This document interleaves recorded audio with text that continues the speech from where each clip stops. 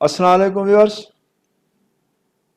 कुछ हमारे recorded lectures हैं जो मैं सेंटर में डिलीवर करता हूं, वो भी आपके साथ शेयर करता हूं क्योंकि बहुत यूज़फुल रहेंगे आपके लिए।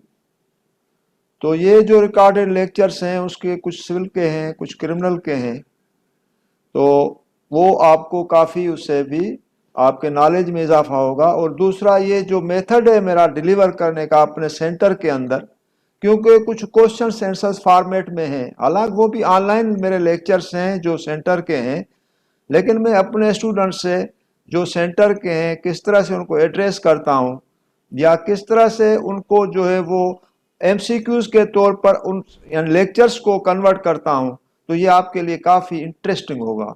तो ये ज़रा मुलाहिजा कीजिए। अस्सलाम वालेकुम।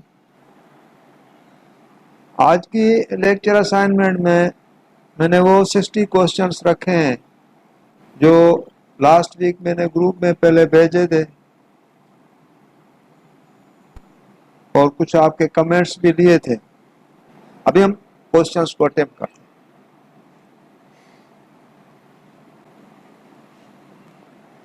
How uncontested judgments made under admission and execution. Uncontested judgment is made under admission and execution.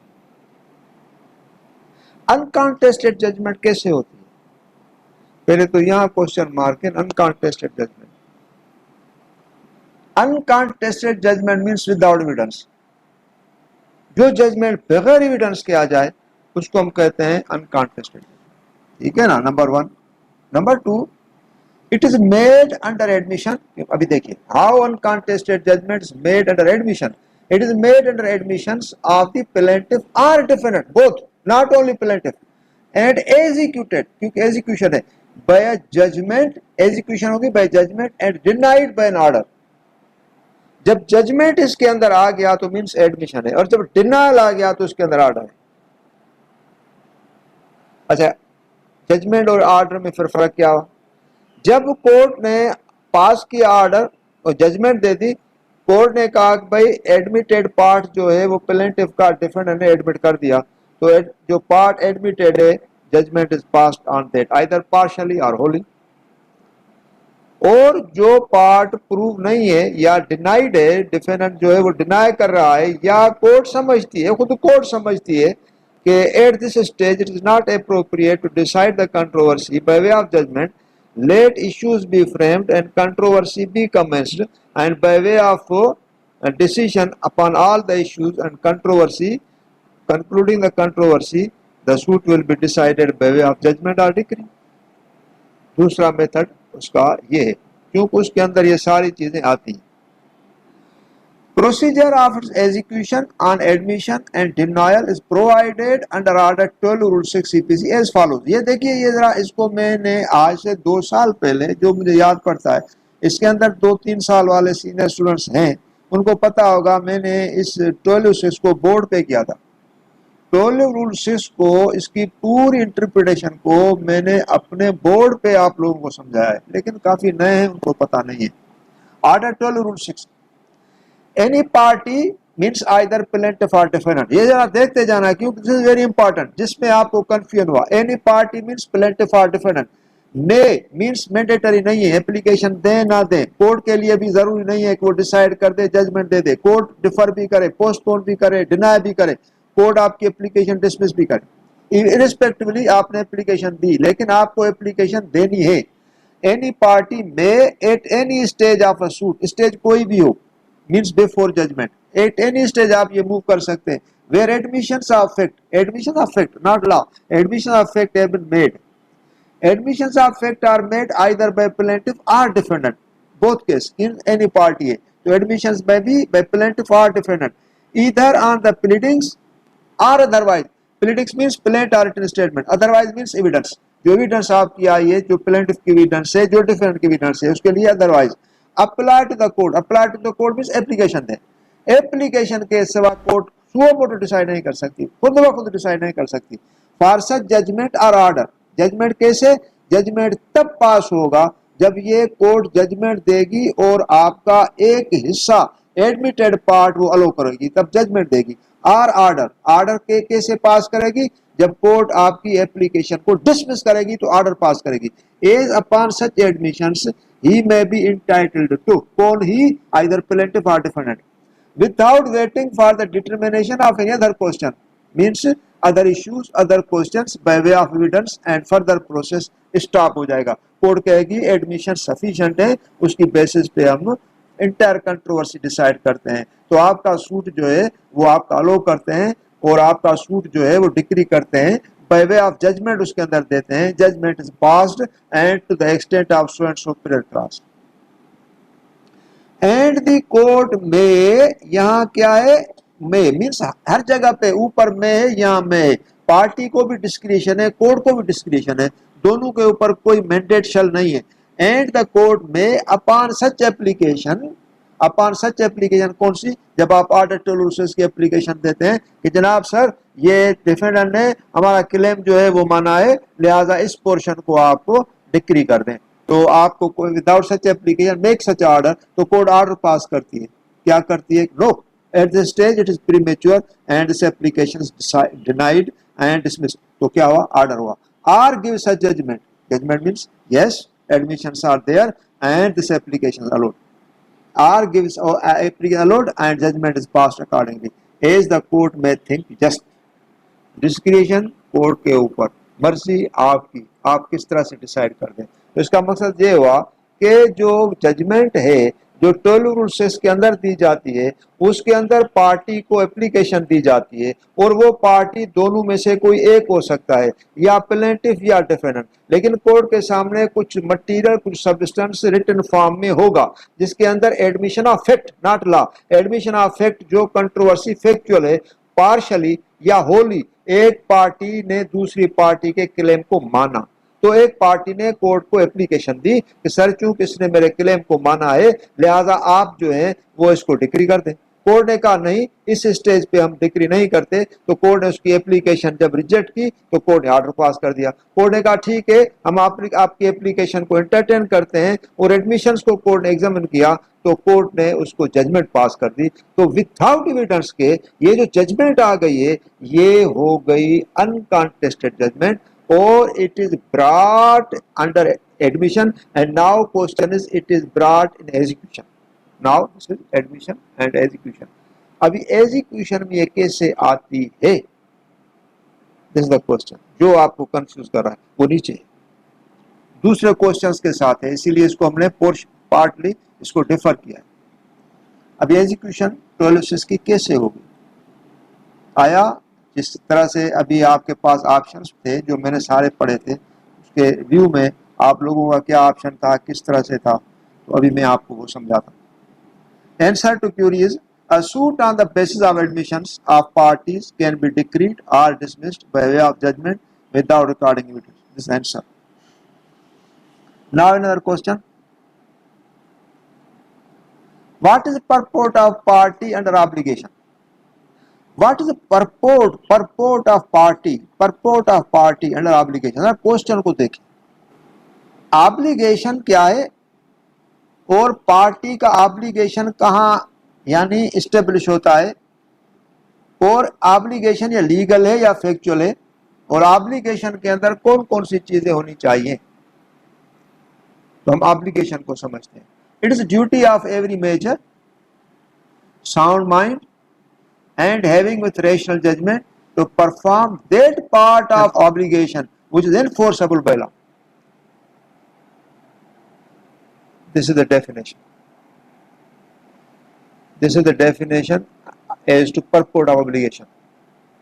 It is the duty of every measure, sound mind, with rational judgment to perform that part of obligation which is enforceable by law. What is obligation in legal parlance? This is general obligation, and this is obligation is legal parlance. An obligation is a legal duty by which a person is bound to do or not to do a certain thing. Blake's Law Dictionary. लाजमी नहीं है कुछ obligation के अंदर आप ये काम करें, लेकिन ऑब्लिगेशन ये है कि भाई उसके अंदर आप अपने काम को रोक सकते हैं, क्योंकि वो ड्यूटी जो आप परफॉर्म कर रहे हैं that is not enforceable by law.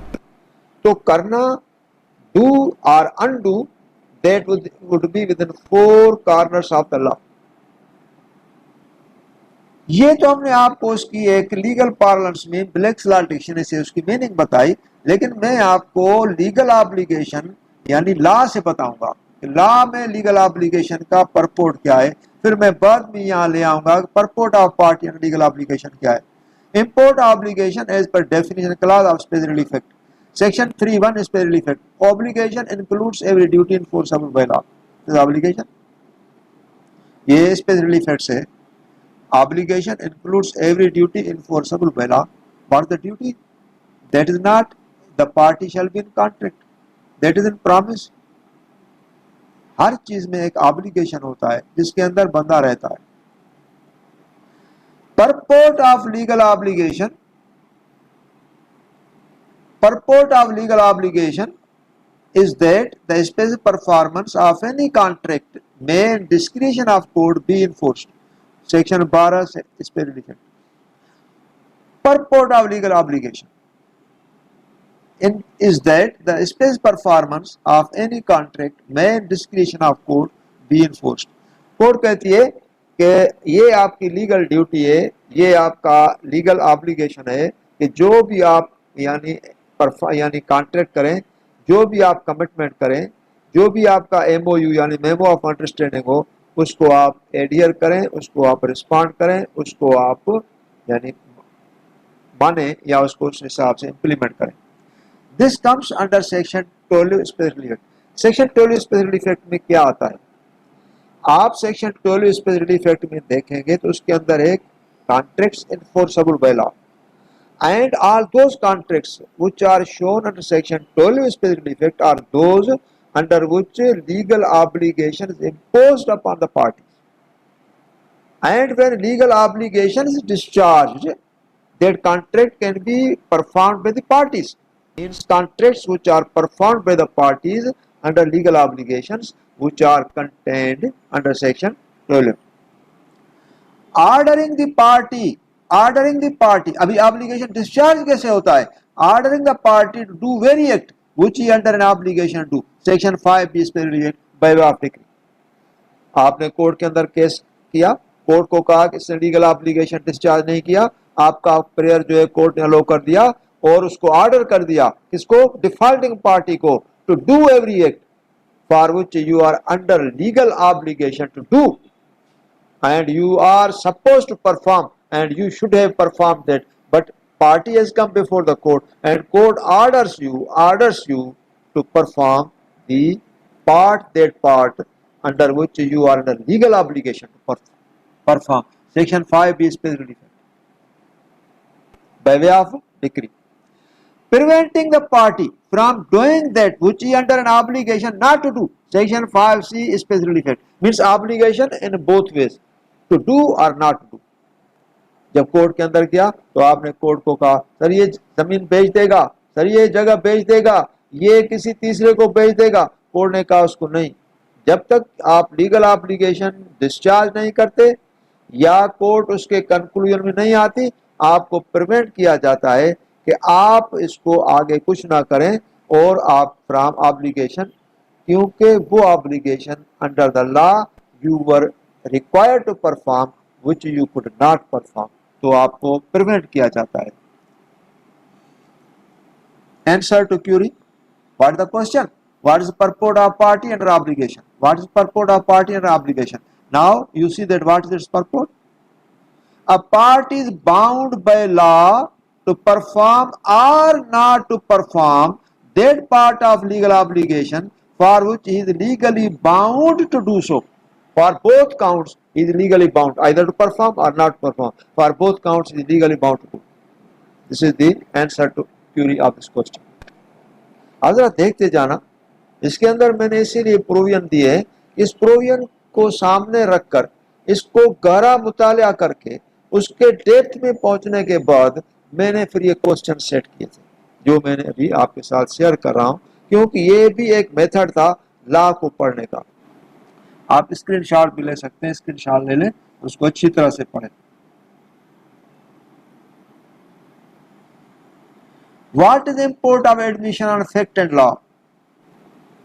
One party admits the facts, means plaintiff's facts are admitted by the defendant.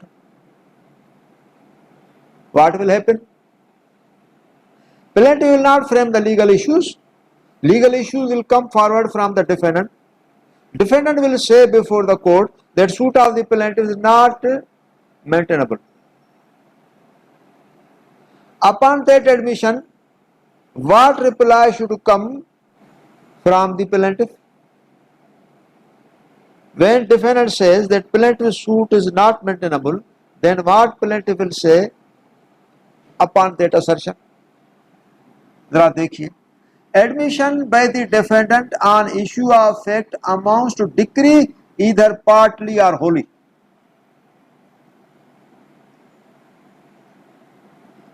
जब फैक्ट्स पे एडमिशन आ गई तो सूट डिक्री होगा, पोर्शन में हो या होली हो।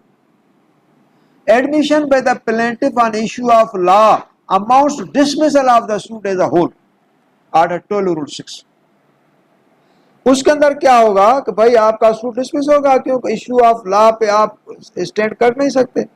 जब आप इश्यू ऑफ लॉ पे कर नहीं सकते तो then what shall be the ultimate fact?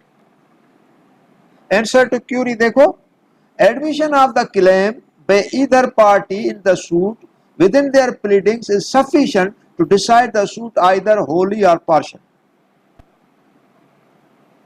Either those admissions are factual or those admissions are legal। देखिए, प्लेंटिफ की जो मैंने आपको एक चीज क्लियर करके दी, इसीलिए आपको समझ में नहीं आया, क्योंकि मैं ये चीजें मैंने आपको डायरेक्ट यानी अपने लेक्चर्स में बताई हैं, लेकिन उस लेक्चर्स के पीछे ऐसे क्वेश्चन निकलेंगे आपने सोचा नहीं था कि इंपोर्ट जो एडमिशंस का है फैक्ट और लॉ पे क्या होता है। जब प्लेंटिफ सूट बनाता है तो ये नहीं लिखता है नीचे सर मैं suit is maintainable, sir I am within 4 corners of the pleadings and within the ambit of declaration and perpetual injunction is 100% favouring me and by every canon of law my suit is maintainable. ये तो नहीं लिखेगा, ये भी नहीं लिखेगा I have cause of action, और ये भी नहीं लिखेगा I approach the court within time. तो वो जो भी चीजें उसके अंदर लिखेगा वो तो लिखेगा, एक फैक्चुअल कंट्रोवर्सी देगा, लीगल पॉइंट्स पे नहीं आएगा, लेकिन डिफेंडेंट उसको लीगल क्लास पे लीगल पॉइंट्स पे हिट करेगा। ठीक है, उस वक्त हम ये नहीं कहते कि जज को क्यों पता नहीं चला, ठीक है जज ने उसको एडमिट कर दिया, क्योंकि जज का काम है कि प्राइमा फेसाई केस देखना। जज is not suppose to decide the case on merits at the time of admission. Law ने जज को भी एक यानी एक सजेशन दी है, एडवाइस की है कि आप सिर्फ ये देखना कि प्राइमा फेसाई उसके पास केस है या नहीं है, लेकिन आप उसको फाइनलिटी में न जाना कि भाई उसको उस वक्त सेक्शन 42 का यानी डिक्लेरेशन का टाइटल नहीं है और eight the very outside without notice और एनी इंटीरियम रिलीफ आप उसका सूट डिसमिस करें। ये लॉ की स्कीम नहीं है और लॉ भी इसको लाइक नहीं करता।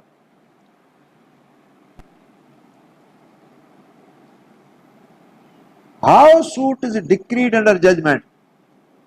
This is our 4th question। आप देखिए यहाँ एक चीज क्लियर हो रही है, जरा थोड़ा बारीक बीनी से सोचना। ये क्वेश्चन था और इसके अंदर बहुत सारी जो आप बहुत जिगजैग गए, आप भी बहुत जिगजैग गए, और उसके अंदर है इसका सॉल्यूशन क्या। This is important question, how suit is decreed under judgment. If suit is decreed under judgment, whether decree shall be drawn, whether judgment order 12 rule 6 की जो judgment है whether it is executed as a decree। If party comes before the court that sir this is judgment which is passed on admission but is violated and defendant does not adhere to or he has violated the judgment and he is not performing, then what is the recourse or what is the via media available to the court?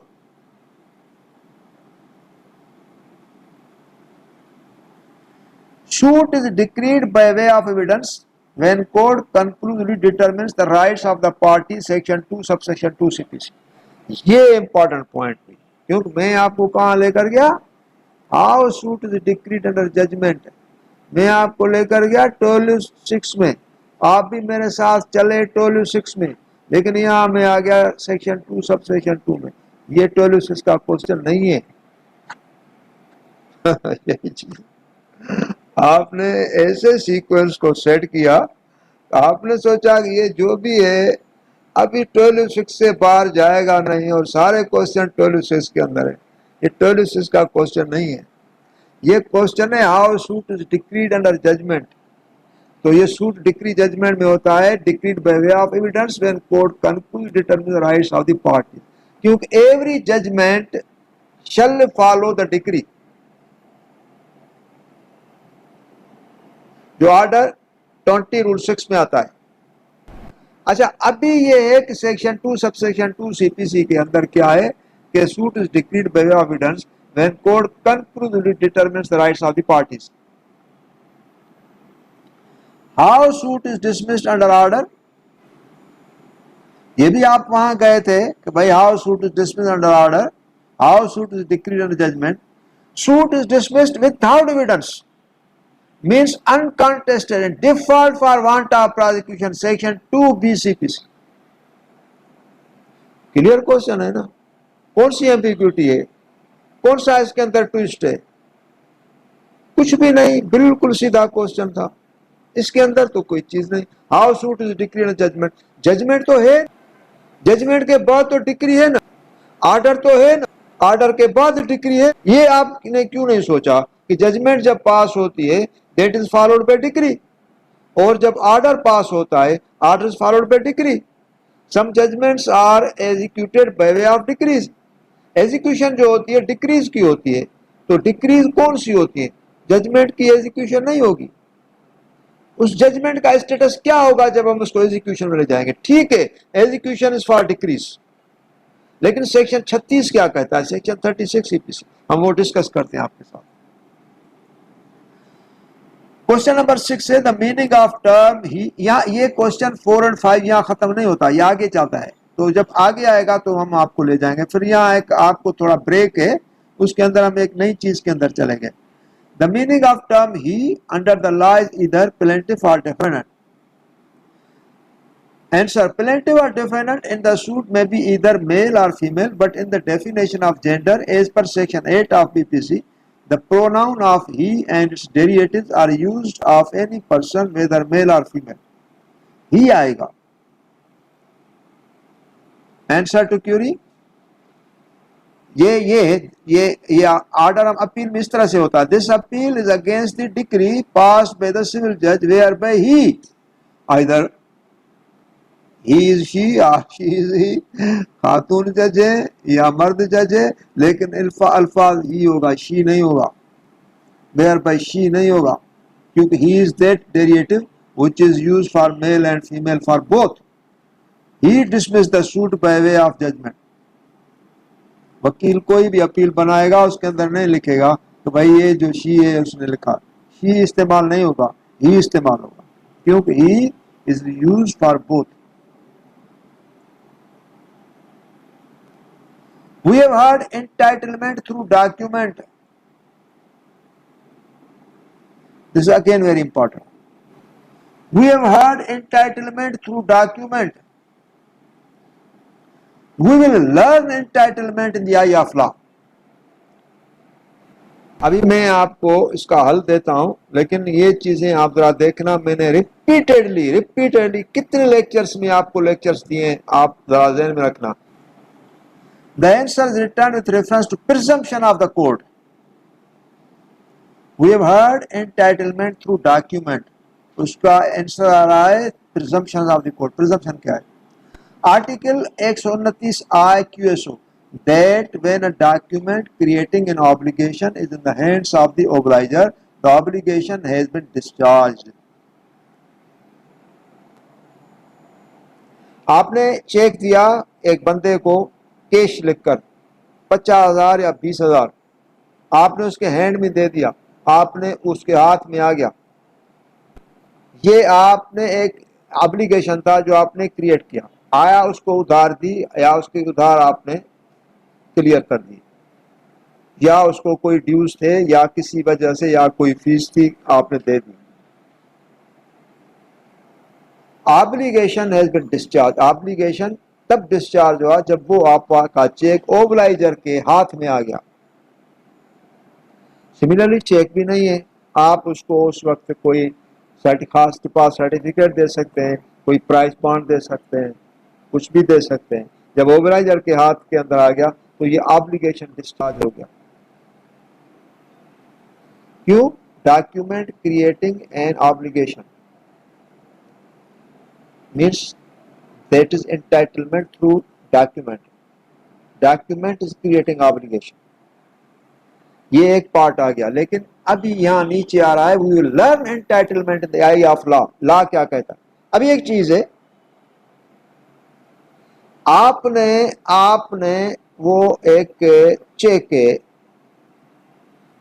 या एक price bond है, price bond 5,000 का है या 25,000 का है, आपने किसी को दिया या आपका कहीं गिर गया, दो बातें। अभी ओबलाइजर के हाथ में है जो कहता है कि इस बंदे ने अपना एक यानी ऑब्लिगेशन जो है वो डिस्चार्ज किया। अभी वो बंदा कहता है कि नहीं मैंने भाई इसको नहीं दिया, तो उस वक्त जिसके हाथ में ये डॉक्यूमेंट है, आया चेक है या प्राइस बॉन्ड है, तो एंटाइटलमेंट उसकी होगी जो चेक का मेकर इश्यूअर है, या एंटाइटलमेंट उसकी होगी जिसके हाथ में चेक है, नंबर 1, क्योंकि उसके ऊपर लिखा हुआ है कैश। नंबर 2, ये ठीक है चेक के अंदर फिर भी क्लियर चीज आती है कि भाई उसके अंदर जो बंदा है उसका नाम है, मैं चेक इशू करता हूं, तो यानी प्रिजम्पशन तो क्या एक क्लियर कट चीज है कि भाई ये मेरे अली अदर कुरैशी ने चेक इशू कर दिया। लेकिन एक प्राइस बॉन्ड है जिसके अंदर तो कोई नाम तो नहीं है, आप बैंक में जाएं कोई भी ले 25,000 का प्राइस बॉन्ड लेकर आप घर में रख देते हैं, बाहर आप आए आपका गिर गया, किसी के हाथ में लग गया, वही प्राइस बॉन्ड खुल गया जिससे आपके 25 लाख का नाम निकल आया। वो बंदा कहता है भाई ये मेरा है, वो कहता है भाई आपका कैसे, आप प्रूव करें, आप कैसे, उसकी एंटाइटलमेंट अंडर द लॉ कैसे होता है?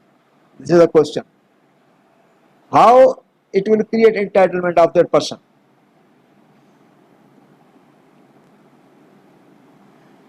That when a document creating an obligation in the hands of the obliger, the obligation has been discharged.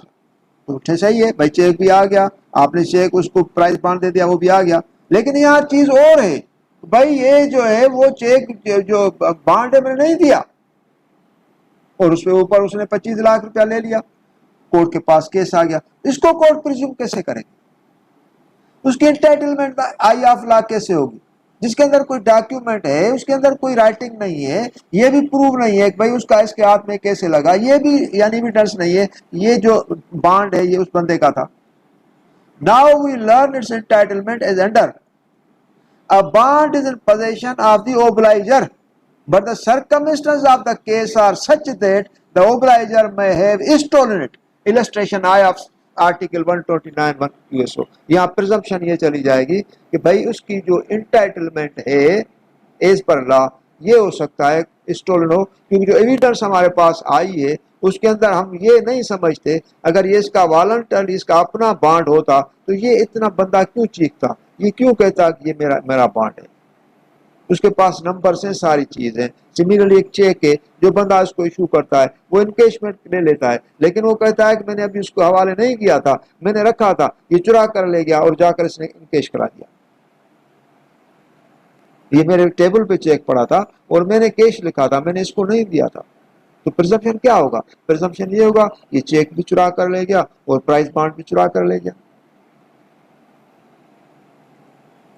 इस तरह के ये एक क्वेश्चन था जिसके अंदर मैंने आपसे ये पूछा था कि we have heard entitlement through document and we will learn entitlement in the eye of law. तो लॉ की प्रिजम्पशन क्या होती है और जनरल प्रिजम्पशन क्या होती है, और हमारी अपनी प्रिजम्पशन क्या होती है, लीगल प्रिजम्पशन क्या होती है। It is further strengthened under article 126 of QSO which provides as follows: burden of proof as to ownership. when the question is whether any person is owner of anything, not any immovable property, not any building, not any shop, anything, means promissory note, check, bond, price bond, owner of anything of which he is shown to be in possession. The burden of proving that he is not the owner is on the person who affirms that he is not the owner. अभी किसके ऊपर होगा burden इसका? जो price bond कहता है कि भाई मेरा है क्योंकि मेरे पोजीशन में है, अभी उसके ऊपर बर्डन है आप प्रूव करें कि ये आपका है इसका नहीं है। हम इसको नहीं कहेंगे कि उसके पोजीशन इसके पास है, और पोजीशन जो है that is strong evidence to show the entitlement. Answer to query, document either duly executed by the contesting parties or the document in possession of either party or any price bond or currency note in possession of any person even other than the owner will show his entitlement in the eye of law. Entitlement virtually है क्या? Prima facie means position एक बंदे के पास है जिसका उसके पास कोई title नहीं है, लेकिन कहते हैं कि position is best evidence of title. वो जिसके पास प्राइस बॉन्ड था उसने वो चुरा लिया था, लेकिन लॉ कहता है कि he is entitled to hold the position of that prize bond because it is in position. उसके पास गया कैसे, वो आपके ऊपर है, आप प्रूव कर दें, फिर कोर्ट प्रिजम्पशन एडवर्स ड्रा करेगी उसके खिलाफ। लेकिन कोर्ट ये भी आपसे मानती है, जिस तरह से प्रिजम्पशन आई, जो आय की प्रिजम्पशन है, कि उसके अंदर ये हो सकता है कि जो ओबलाइजर है जिसके हाथ में ये आ गया, ये प्रिजम्पशन भी हो सकता है ये माइट है स्टोलन, लेकिन आप एविडेंस तो दें कि किन सर्कमस्टेंसेस में आपका ये डॉक्यूमेंट चुराया गया। Court determines the question under multiple cause of action. Have you heard to that effect? Multiple cause of action क्या होते हैं?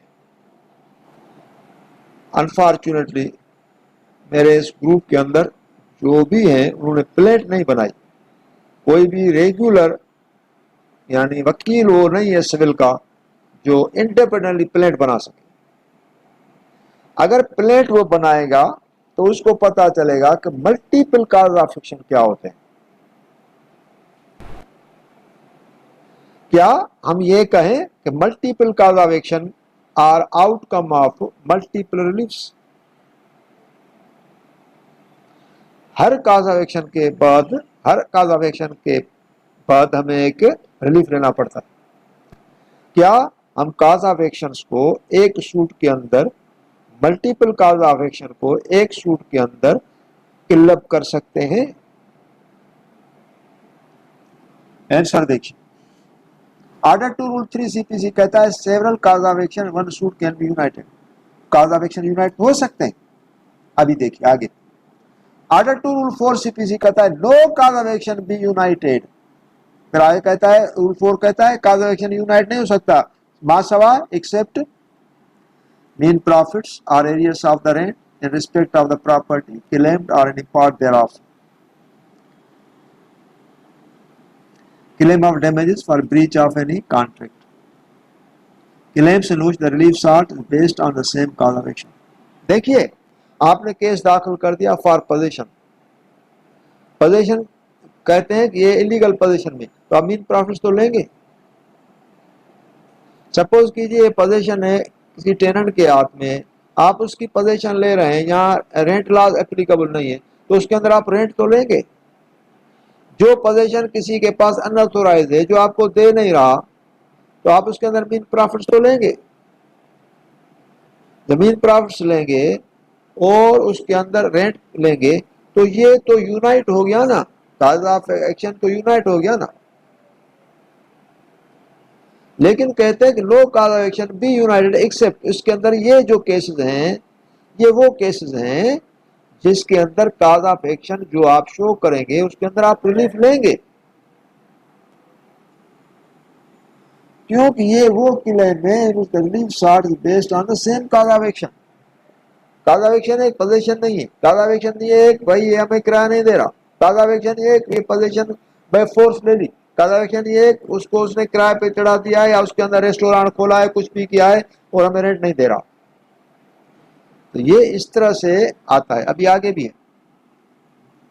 ऑर्डर टू रूल 6 सीपीसी क्या कहता है? Separate trial on many cause of action.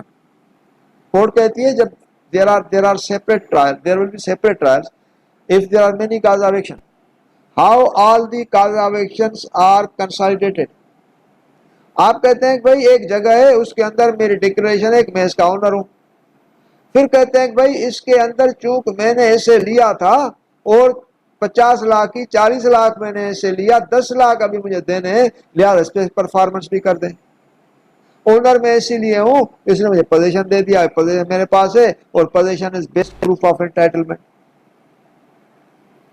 फिर इसको इंजंक्शन भी pray कर रहे हैं, वह इसको रोके क्योंकि हमें थ्रेट कर रहा है कि हम आपको बाय फोर्स पोजीशन लेंगे। तो इसके अंदर जब मल्टीपल काज ऑफ एक्शन लेंगे तो आप कहेंगे कि आपका सूट डिक्लेरेशन और स्पेस परफॉर्मेंस दोनों को क्लब करके कंसोलिडेट करके मेंटेनेबल कैसे किया गया। चलो ठीक है, आप या तो सेपरेट दाखिल कर दें। सेपरेट दाखिल करेगा तो क्या होगा? कोर्ट तो उसको कहेगी कि आपकी डिक्लेरेशन इसके ऊपर कैसी है। जब आप कहते हैं कि आपको पोजीशन तो है लेकिन आपको इसने टाइटल तो ट्रांसफर करके नहीं दिया ना, तो आपकी डिक्लेरेशन कैसे हुई? How your case is governed under the scope of declaration within the meaning of section 42 of the Special Relief Act. ये तीन क्यूरीज जो हैं ये प्रूव करती हैं कि कोर्ट जो है वो डिटरमिन करती है मल्टीपल काज ऑफ एक्शन को। उसके अंदर कभी पार्टी को कहती है कि आप सेपरेट सूट दाखिल करें, कभी काज ऑफ एक्शन को यूनाइट करती है, कभी काज ऑफ एक्शन को बाइफर्केट करती है और कभी कोर्ट कहती है कि भाई आप सेपरेट सूट दाखिल कर दें, क्योंकि दो सूट आपको एडजस्टमेंट में नहीं आते, जिसके रेफरेंसेस मैंने हवाले आपको अभी दिए। तो आंसर टू क्यूरी है yes, court determines the question under multiple cause of action, sometimes in separate trial and sometimes in joint trials. Court determine करती है। क्योंकि इसके अंदर मैंने एक और हवाला नहीं दिया, वो था ऑर्डर 2 रूल 2 का, जो मैंने नहीं दिया।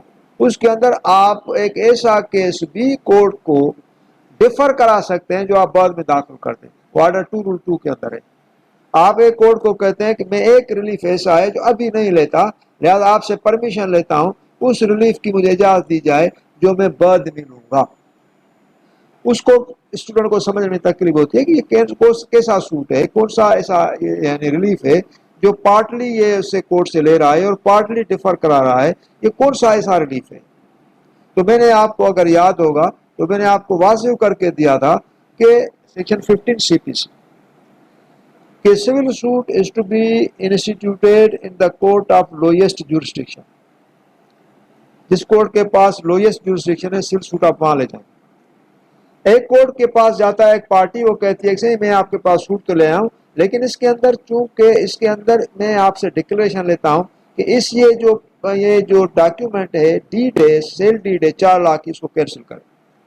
लेकिन मैं चूंकि डिक्लेयर कर दें कि ये इलीगल वाइड एमिनिश है, लेकिन इसकी कैंसिलेशन के लिए मैं आपके पास नहीं आ सकता क्योंकि आपकी ज्यूरिसडिक्शन 50,000 की 4 लाख की नहीं है। डिक्लेरेशन में आपसे ले सकता हूं कि इसको डिक्लेयर कर दें वाइड एमिनिशो, जो डॉक्यूमेंट भले 10 लाख का हो 50 लाख का हो, उसके लिए मेरे लिए वैल्यूएशन का मैटर नहीं है। वैल्यूएशन का मैटर तब बनेगा जब कैंसिलेशन के मैं लिया हूं कि इस डॉक्यूमेंट को कैंसिल करें, तो कोर्ट कहेगी आप कैंसिल करें तो हमारे पास ज्यूरिसडिक्शन तो हो ना कैंसिल करने की। डिक्लेरेशन की ज्यूरिसडिक्शन तो सिविल जज को भी है, 1 मिलियन की प्रॉपर्टी को भी डिक्लेयर कर सकता है नल एंड वाइड, लेकिन कैंसिल करने की ज्यूरिसडिक्शन उसके पास नहीं है। तो वो इस किस्म का जो रिलीफ है वो कोर्ट अगर डिफर करना चाहे, उसको फिर परमिशन दे तो भाई आगे चलकर आप इसको कैंसिलेशन के लिए आए तो या मेरे पास या सीनियर सिविल जज के पास आप जा सकते हैं, तो वो ऑर्डर उसका अपने पास रखेगा। अगर कोर्ट में इसका ये सूट डिक्लेरेशन का इंटरटेन नहीं हुआ तो फिर कैंसिलेशन का वो जाकर सीनियर सिविल के पास दाखिल करेगा। क्योंकि आपको पता नहीं है, एक और चीज जो मैं आपको बता रहा हूं, डिक्लेरेशन जब हम डॉक्यूमेंट की लेते हैं उसके अंदर हम फिक्स कोर्ट फी देते हैं, उस डॉक्यूमेंट की वैल्यूएशन नहीं देते, लेकिन जब कैंसिलेशन के लिए जाते हैं उसके अंदर हमें कोर्ट फी देनी पड़ती है उस वैल्यूएशन की जिस डॉक्यूमेंट की जो वैल्यूएशन है।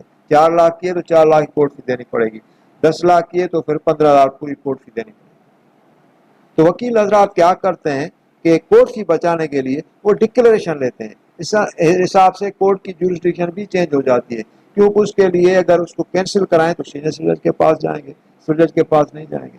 और डिक्लेरेशन 4 लाख की होगी तो सिविल जज के पास जा सकते हैं, भाई आप इसको डिक्लेयर कर दें, ये डॉक्यूमेंट नल एंड वाइड है।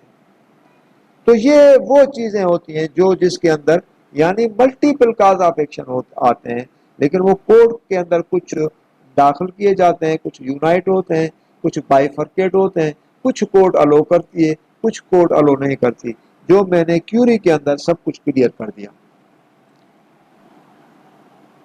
Question number 9 is courts obligation upon application its on motion popular record suo मोटो।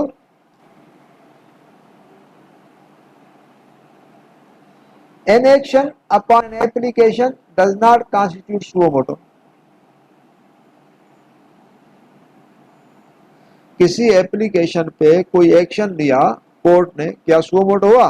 नहीं, क्योंकि एप्लीकेशन पे लिया। सुओ मोटो तो वो होता है eight its own accord.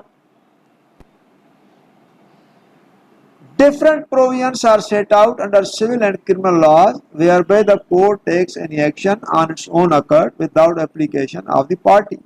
But the word suo moto is not defined in any civil or criminal statute as prerogative of the judge or magistrate to do or initiate any action or cognizance from his own side. The term judicial notice is propounded under QSO, but such provision of notice cannot be taken analogous to the suo moto powers of the court। Notice और चीज होती है, suo motu power और चीज होती है। क्योंकि मैंने यहाँ क्लियर किया, कानूनी शहादत ऑर्डर के अंदर जुडिशियल नोटिस है, लेकिन जुडिशियल नोटिस एनालॉगस नहीं है सुओ मोटो का। Even the term suo motu is not defined in any law dictionary, किसी भी जगह पे नहीं। तो फिर क्या करें, छोड़ दें। Where procedure of suo motu is provided, ये दूसरा क्वेश्चन था। Suo motu notice by Supreme Court और article 184(3 of the Constitution 1973 on the basis of right of published in a newspaper providing details of the corruption and mismanagement of Pakistan Steel Mills in the year 2008-2009 causing losses to the billions of rupees to the government exchequer।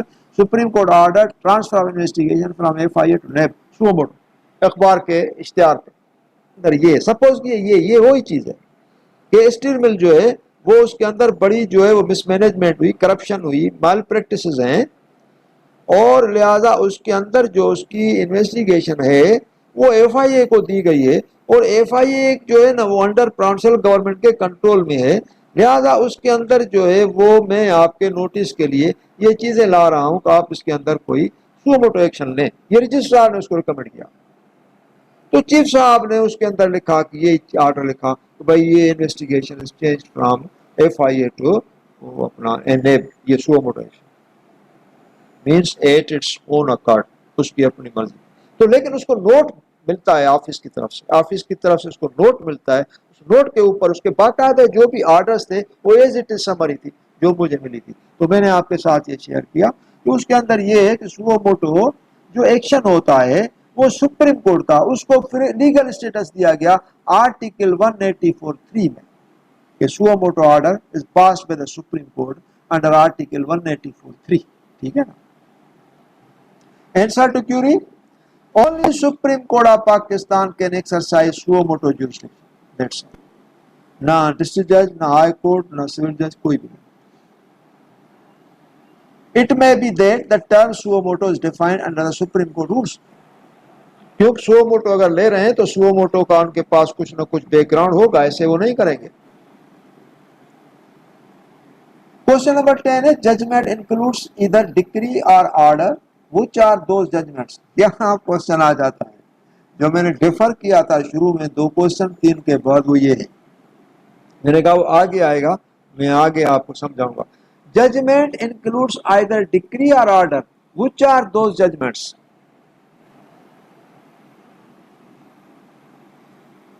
Those judgments are falling under section 96 or order 43 rule 1 CPC। यानी आप मुझसे मेरे साथ चलें, मैं आपको ले चलता हूं, क्वेश्चन को देखें और मेरी इसके अंदर जो इल्यूसिडेशन है उसको देखें, फिर इसका हम ड्राफ्ट सीन कैसे करते हैं।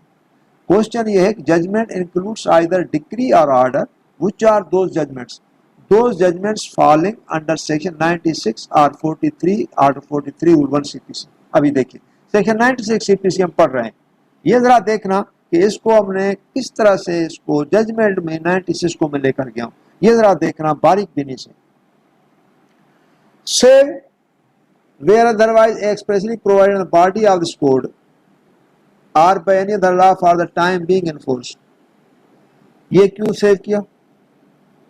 सेविंग क्लास जब आता है तो हम देखते हैं कि एक ऐसी चीज सेव कर रहे हैं जो नीचे नहीं होगी, नीचे से अलग होगी, ठीक है ना, नीचे वाला इंपोर्ट उसके अंदर नहीं होगा क्योंकि उसके 96 की अपील को यहां सेव किया गया है, जहां कोई एक्सप्रेस कोई चीज प्रोवाइड की गई हो। An appeal shall lie from every decree passed by any court, जरा गौर से सुनना, an appeal shall lie from every decree passed by any court exercising original jurisdiction to the court authorized to hear appeals from the decisions। ऊपर है decree, यहां नीचे decisions, ये यहां मामला है सारा डिसीजंस। ऊपर एक यहां an appeal shall lie from every decree passed by any court exercising original jurisdiction to the court authorised to hear the appeal from such decrees, यहां ये लिखना चाहिए था फ्रॉम सच डिक्रीज या फ्रॉम द डिक्री, लेकिन यहां decree को छोड़कर डिसीजन में चले गए। अभी यहां डिसीजन आ गया, to hear appeals from the decision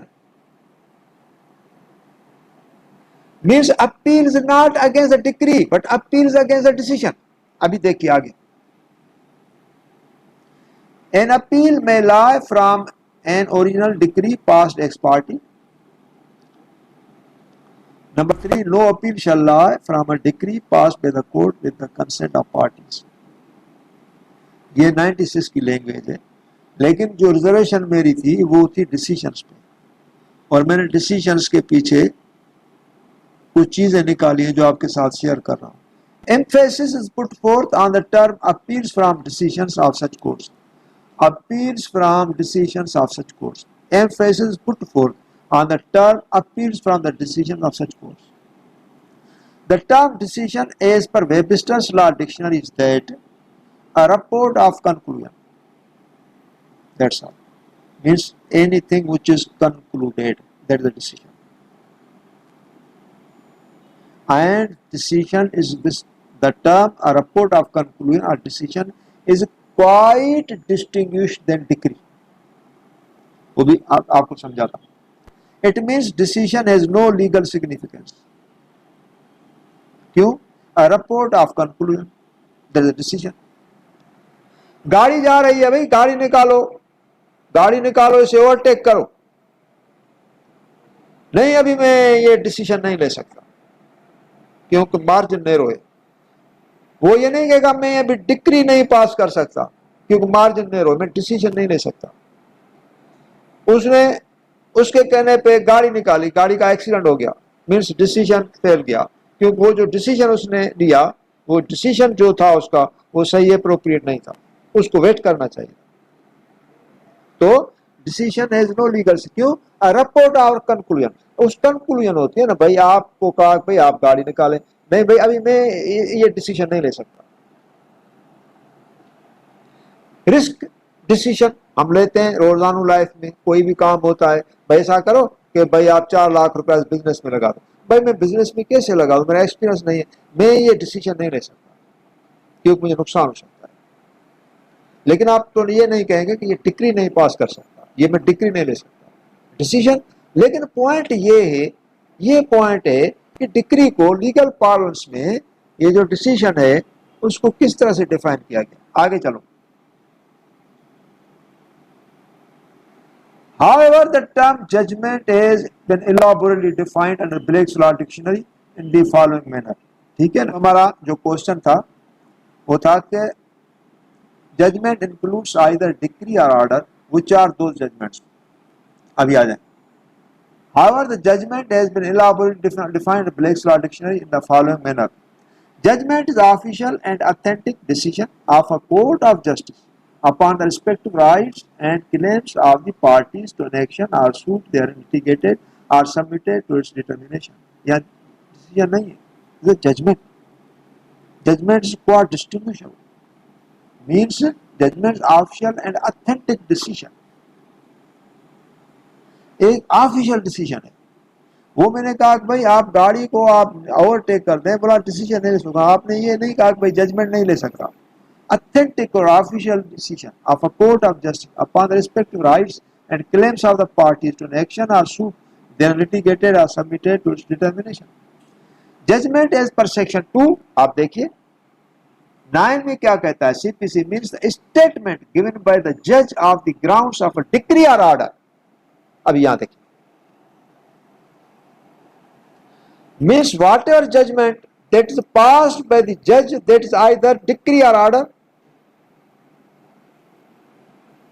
खाली जजमेंट नहीं होगी, either that is decree or order, क्योंकि जजमेंट के अंदर रीजंस होते हैं। Reasons are passed by the जज and judgment by no stretch of imagination can be said that it is simple judgment, either it is decree or order. This is a law.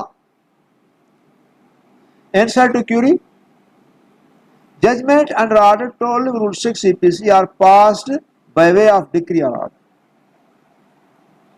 जो पहला question था, अगर आपको याद है, पहला question ये था, how uncontested judgments made under admission and execution. तो मैंने कहा था एग्जीक्यूशन को मैं डिफर करता हूं, आगे समझाऊंगा।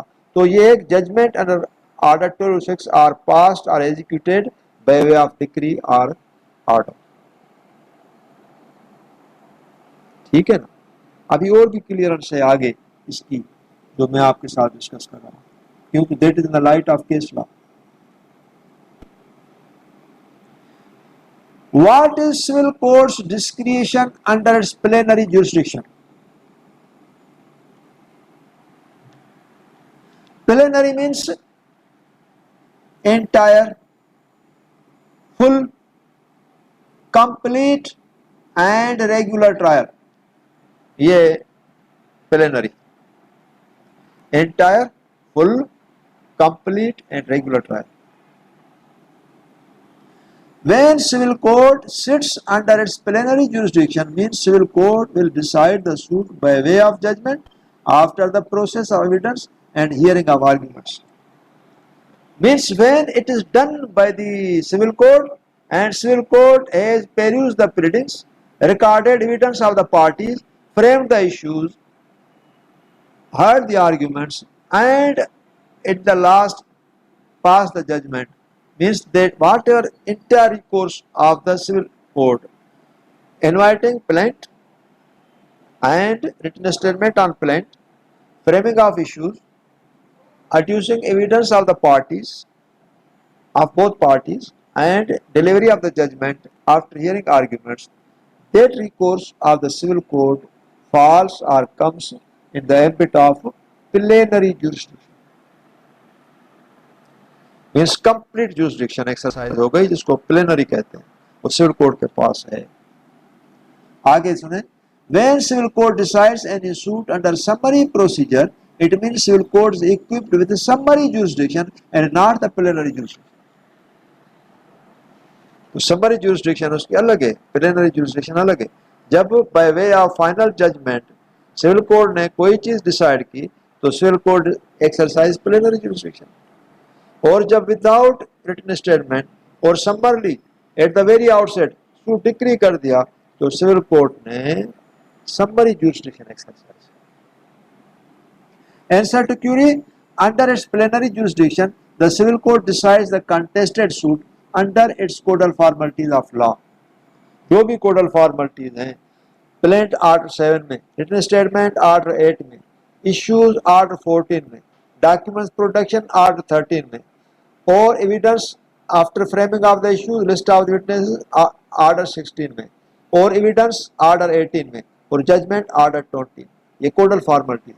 उसके अंदर जब सारा सब कुछ आ गया तो सिविल कोर्ट ने अपनी डिस्क्रिशन एक्सरसाइज की, प्लेनरी जुरिस्डिक्शन है plenary. Remedy against the judgment on admission, I say it will be under contempt of court ordinance. This is the actual controversy and drop scene of last 4-5 questions. 4-5 questions जो हमारे पास थे, how uncontested judgments made under admission and execution, what is the import of admission of fact and law, how suit is decreed under judgment, how suit is dismissed under order.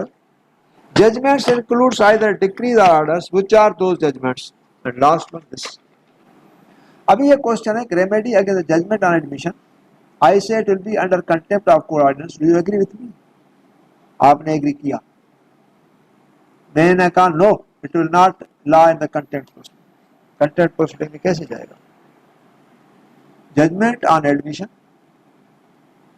जिस court ने judgment pass किया वो अपनी judgement कैसे देगा? Contempt, तो execute करेगा। Court के पास एग्जीक्यूशन का मेथड है, कोर्ट के पास एग्जीक्यूशन का मूड है, कोर्ट तो अटैच भी करती है प्रॉपर्टी, कोर्ट तो जेल में भी डालती है unless decree satisfied. It's decree can be drawn up in respect of the portion of the claim admitted. तो लॉ कहता है जो जजमेंट एडमिटेड है तो उसके उस पोर्शन की कोर्ट डिक्री ड्रा कर सकती है।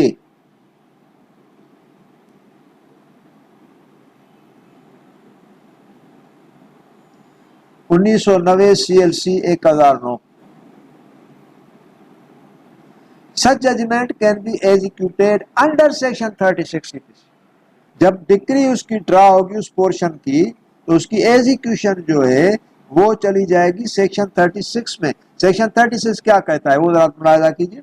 The provisions of this code relating to the execution of decrees shall so far as they are applicable be deemed to apply to the execution of orders. Means whatever execution of decrees, there will be deemed as execution of the orders. It means executing court can execute decrees, executing court can execute orders, and executing court can execute judgments. But when those judgments are placed or presented before the executing court, those judgments are decrees. I say no. That judgment will be challenged before the executing court as an order.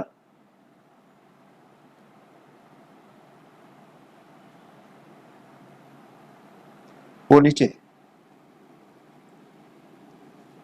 Section 214. Order means the formal expression of any decision of a civil court which is not a decree. तो जब वो formal expression of any decision of a civil court is not a decree तो क्या हुआ? तो judgment हो गया। तो means order is judgment, what is judgment is order, and order can be executed under execution under which provision? Under section 36। Situation से clear? देखो यहां क्लियर करता है ना कि means the formal expression of a decision of a civil court is not a decree. Decree को हम order नहीं कहेंगे और जजमेंट को हम ऑर्डर कह सकते हैं, क्योंकि यहां जो प्रोहिबिशन ऑर्डर ने रखी है वो डिक्री को रखी है, जजमेंट को तो रखी नहीं। Answer to query, judgment under order 12 Rule 6 CPC will be termed as an order and can be brought in execution under section 36 CPC. This is the answer, and this answer is justified by me in the light of the relevant provisions of law.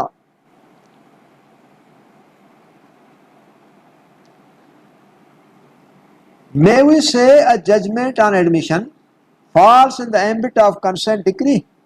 Whatever you say, and you can say to that effect. But I say no, as it is not a consent decree as per section 96(3) CPC. मैं कहता हूं it is not a consent decree.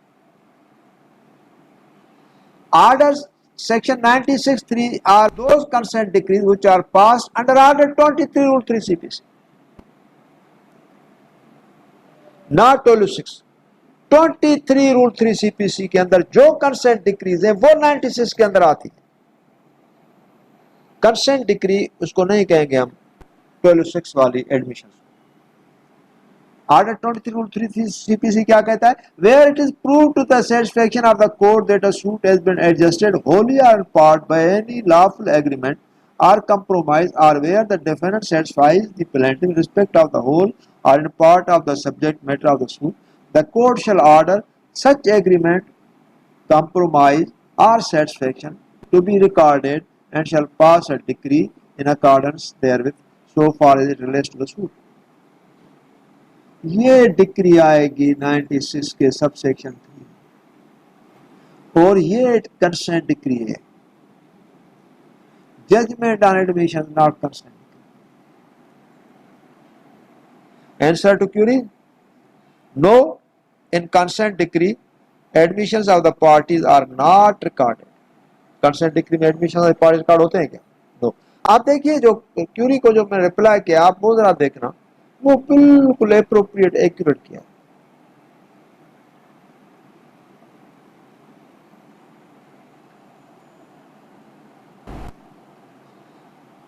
Some judgments are executed under contempt of court ordinance। Do you agree with me? Answer है no, any judgment is executed under contempt of court ordinance as judgment is an order and no order can be brought in contempt proceedings। No, any judgment can be brought under contempt of court proceedings because judgment is order, judgment is an order and no order can be brought in contempt of court proceedings। However, certain decrees of civil code containing directions are violated most preferably by the public functionaries which are referred in contempt proceedings and section 4 of contempt ordinance 2003। उसको जज साहबान भेजते हैं। ये हम पढ़ते हैं section 4 jurisdiction contempt of court ordinance का to find out which orders, decrees or judgments are sent to the High Court under contempt of court। Every superior court shall have the power to punish a contempt committed in relation to it। Means superior court में आता है High Court and Supreme Court। Number 2, subject to subsection 3, every High Court shall have the power to punish a contempt committed in relation to any court subordinate to it। जो उसकी subordinate court का जो भी contempt है ना, वो अगर वो उसको रेफर करेगी ना तो उसको वो court contempt of court ordinance में उसको लेगी। क्यों? कंटेम्प्ट ऑफ कोर्ट की जो ज्यूरिसडिक्शन है वो हाई कोर्ट और सुप्रीम कोर्ट, सिविल कोर्ट को, डिस्ट्रिक्ट कोर्ट को भी नहीं, सेशन जज को भी नहीं।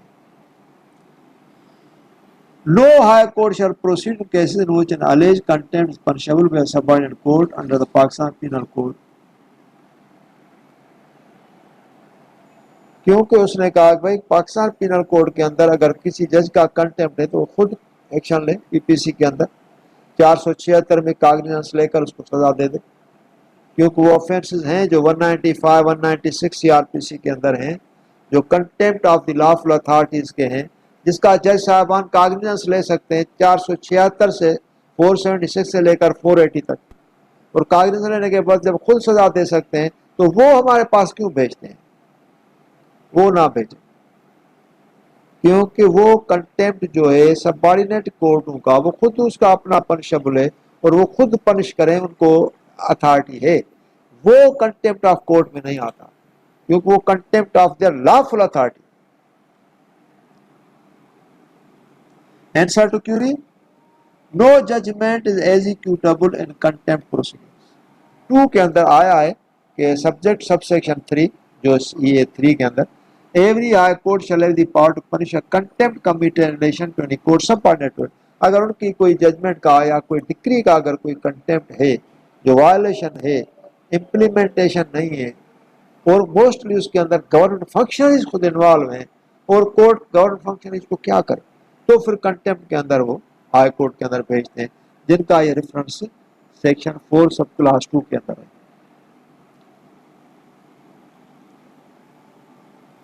How and under what law the High Court is referred as Superior Court and the Civil and District Courts as Inferior Court?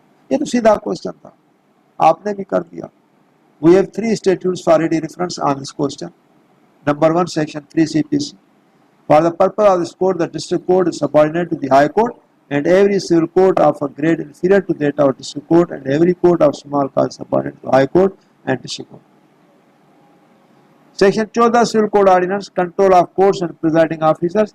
All civil courts in the areas to which this ordinance extends shall be subordinate to the High Court and subject to the general superintendence and control of the High Court. The district shall have control over all civil courts in the local limits of jurisdiction. The posting of civil shall be made by the High Court. Article 203 Constitution 1973. Each High Court shall supervise and control all courts subordinate to it. ये तीन provisions हैं जिसके अंदर high court is termed as a superior court and controlling authority of the civil subordinate courts. Where mechanism of term jurisdiction set out. ये जरा important question था, उसको मैंने थोड़ा अच्छी तरह से आपके लिए सेट किया है, जरा देखिए. Peculiar jurisdiction of civil code set out under Civil Codes Ordinance 1962. Peculiar jurisdiction of civil code set out under Civil Code Ordinance 1962. Whereas territorial jurisdiction is specified under Civil Rent, Criminal, Family Service and Labor laws. What are those provisions? Pecuniary is a monetary jurisdiction which is exclusively meant for civil suit under Court Fees Act. Section 6 of Code defines pecuniary jurisdiction of civil court and has saved the pecuniary extents of civil and district courts of Civil Courts Ordinance 1962. For ready reference, Section 6 CPC is under. Section 6 CPC कहता है save in so far as it is otherwise expressly provided. कहाँ? इसको आप underline करके गोल दायरा देकर लिखें civil code ordinance, क्योंकि यहाँ चीजें इसकी जो जुरिसडिक्शन पिक्यूलियर वहां सेव है, तो यहाँ लिख दें civil code ordinance 1962. Nothing here contained shall operate to give any court jurisdiction or suits the amount of value of the subject matter of which exceeds the pecuniary limits if any of ordinary jurisdiction. वो pecuniary extends pecuniary limits वो civil code ordinance में दी गई है, जिसको यहाँ save किया गया. Corresponding sections are from Civil Code Ordinance 1962. Territorial jurisdiction is a different component whereby the extent of territory is fixed in the jurisdictional domain of each court tribunal.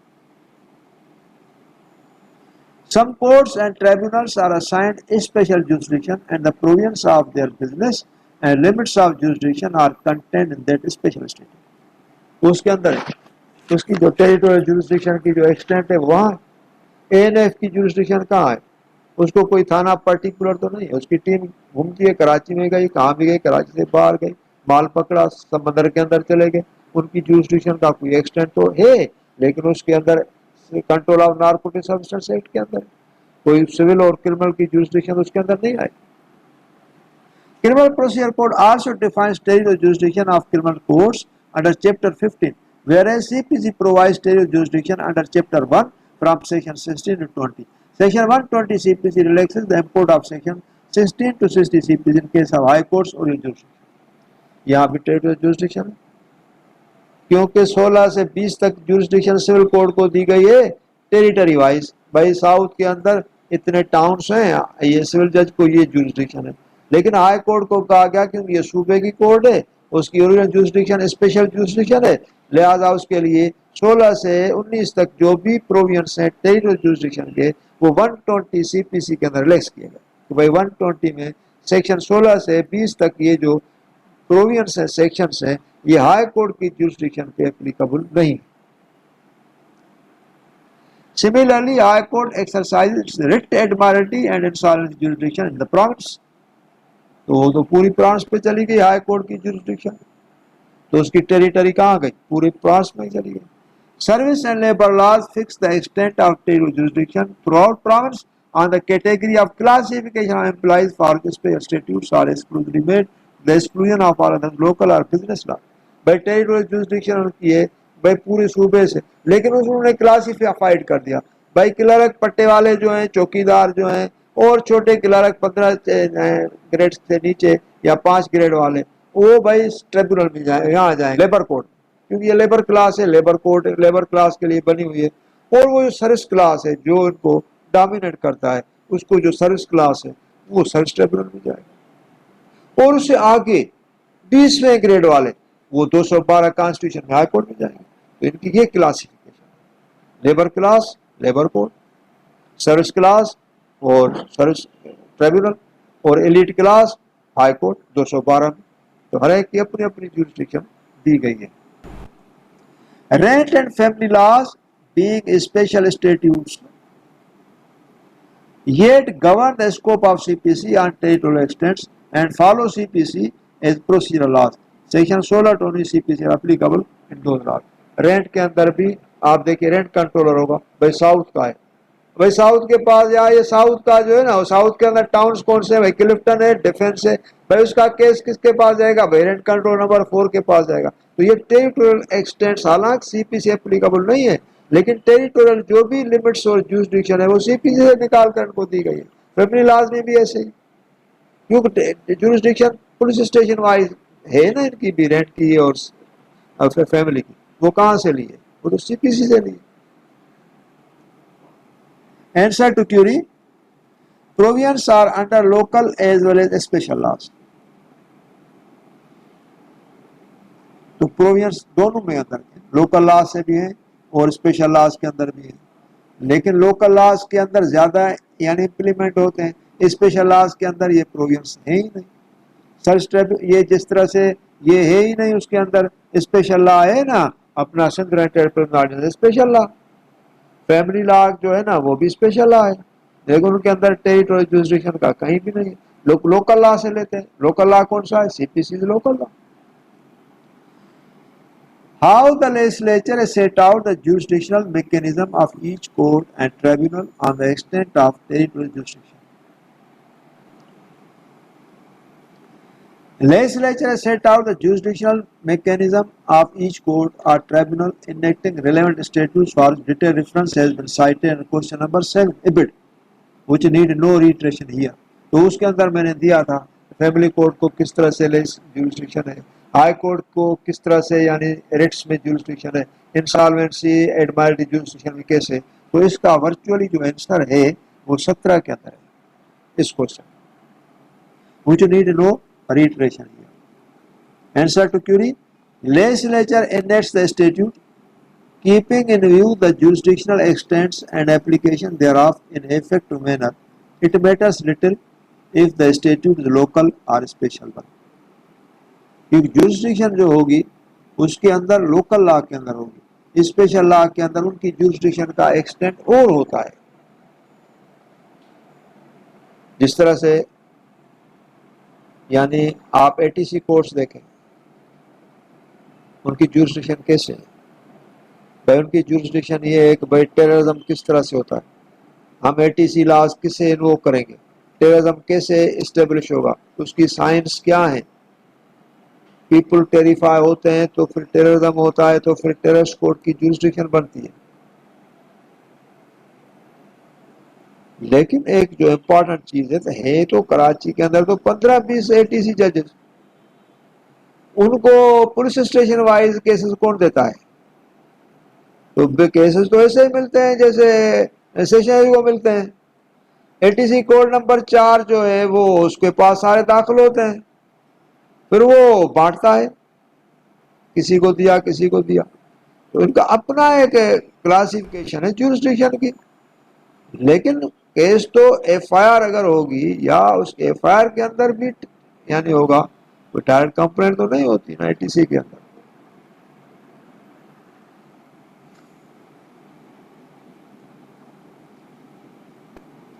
Arbitrary territorial jurisdiction upon a suit filed by the husband in one court and same suit filed by wife on the same cause of action against the husband in another court, whether such discretion of court is allowable in law. Husband एक जगह पे रहता है, बीवी दूसरी जगह पे रहती है, अभी बीवी केस कर रही है हस्बैंड के ऊपर, ज्यूरिसडिक्शन का तयन कैसे हो, लॉ क्या कहता है? सेक्शन 16 से लेकर 19 तक वही प्रोविजंस एप्लीकेबल हैं जो रूल्स के अंदर दिए गए हैं। फैमिली कोर्ट्स एक्ट के अंदर रिजिडली कहा गया कि जनाब हम सवा सेक्शन 10 और 11 के सीपीसी के बाकी कोई भी लॉ एप्लीकेबल नहीं है। रूल्स के अंदर पूरा सीपीसी डाला गया। अजीब रूल्स है। आप सबस्टेंशियल लॉ के अंदर कहते हैं कि सीपीसी एप्लीकेबल नहीं है, आप रूल्स के अंदर कहते हैं कि सीपीसी एप्लीकेबल है। तो डबल स्टैंडर्ड हुआ। और उसके अंदर फिर कोर्टें भी कर रही हैं, भाई रूल्स क्या कहते हैं, सही रूल्स ये हैं। अच्छा भाई ये देखो सेक्शन 14 पढ़ो, सेक्शन 14 पढ़ो भाई फैमिली कोर्ट्स एक्ट का। हाँ सर इसके अंदर अपील है। भाई अपील कितने दिन में दाखिल होगी? सर वो तो नहीं है। तो फिर हमें क्या पता हो? तो 96 हम लें? नहीं सर 96 सीपीसी कैसे लेंगे सर, वो तो एप्लीकेबल सीपीसी नहीं है। तो फिर हम किस तरह से समझें कि भाई इसकी जो लिमिटेशन क्या है? आज से रूल्स में दिया गया है वही 96 वाला ही लिमिटेशन सर 30 दिन, वो रूल्स के अंदर है। तो जो सीपीसी के अंदर है वो सारा ट्रांसलेट करके रूल्स के अंदर ले गए। तो रूल्स के अंदर एक रूल नंबर 13 उसके अंदर है कि भाई 30 दिन की लिमिटेशन है।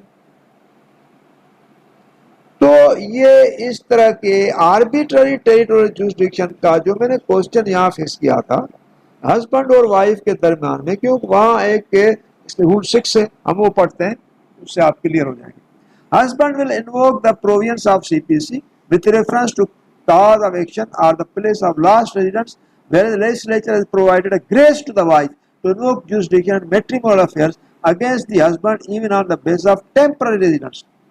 Rule 6 of family court rules कहता है the court which shall have jurisdiction to try a suit will be that in the local limits of which the cause of action wholly or part is arisen. Number A, ये CPC का आ गया। The cause of action wholly or part is arisen means you will invoke the jurisdiction where cause of action either whole or in portion is arising. Number 2, where the parties reside or last resided together, वहां भी cause of action हो सकता है। यहाँ prowess हो गया provided that in suits for dissolution of marriage or dower the court within the local limits of which the wife or resides shall have also jurisdiction. निकाह कराची में हो गया, शादी कराची में हो गई गार्डन के इलाके में, यूनियन काउंसिल गार्डन में, वहां निकाह रजिस्टर हो गया। राश भी गार्डन के एक एनक्रिसेरिया हॉस्पिटल के साथ चली गई मुल्तान, मुल्तान में जाकर उसने डिसोल्यूशन का केस दाखिल कर दिया या टावर का केस दाखिल कर दिया। मुल्तान में कैसे रह रही है, क्यों रह रही है, ला कहता है आप उसे ना पूछें। और मुल्तान के अंदर जो उसने जुरिसडिक्शन इन्वोक की और हस्बैंड के खिलाफ केस दाखिल किया, ला कहता है भाई ठीक है। क्यों? ऑन दिस पॉइंट वो वकील लिखेगा sir she residing in Multan ordinary she resides in the house of one of her relative, भाई है या कजिन है कोई भी व्हाटएवर। तो ये लेजिस्लेचर ने इस वाइफ को फैसिलिटेट किया उसके जेंडर पॉइंट ऑफ व्यू से कि वो कमजोर है, कराची में जाएगी हस्बैंड इसके ऊपर तसल्लुत करेगा, हो सकता है वो करके ले जाए या कुछ भी हो या उसके ऊपर टार्चर करे, तो उसकी अपनी कन्वीनियंस के लिए शेल्टर पॉइंट ऑफ व्यू से इस तरह की इनेक्टमेंट की गई जहाँ टेम्पररी उसका रेजिडेंस होगा। लेकिन ये फैसिलिटी टेम्पररी रेजिडेंस वाली हस्बैंड को नहीं है, ये सिर्फ wife provided the suits of dissolution of marriage और dower the court in the local limits of which the wife ordinary resides shall have jurisdiction, husband को नहीं है, ओनली वाइफ।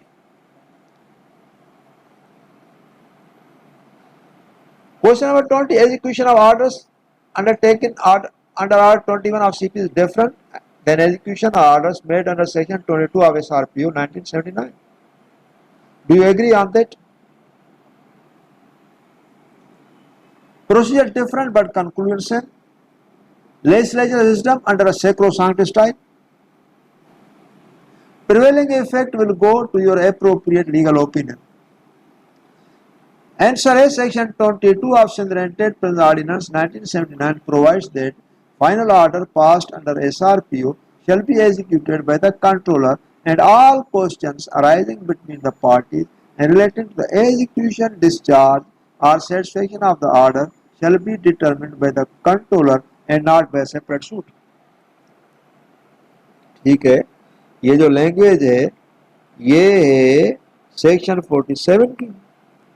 सेक्शन 47 में लिखा गया है all questions relating to execution, discharge और satisfaction of the decree, यहाँ है ऑर्डर, वहाँ decree, shall be determined by the executing court, यहाँ है controller and not by separate, वहाँ भी नॉट बाय सेपरेट। तो इसका मकसद क्या हुआ? इसका मकसद ये हुआ कि लेजिस्लेचर ने सेक्शन 47 के पावर्स जब इसको दे दिया तो सेक्शन 47 से जो 21 के रूल्स 104 हैं वो आउटकम है। All these rules are outcome of section 47। जब 47 अप्लाई इन्होंने लिखा तो वर्चुअली लेजिस्लेचर ने ऑर्डर 21 की भी पूरी जुरिस्डिक्शन असाइन कर दी रेंट कंट्रोलर को।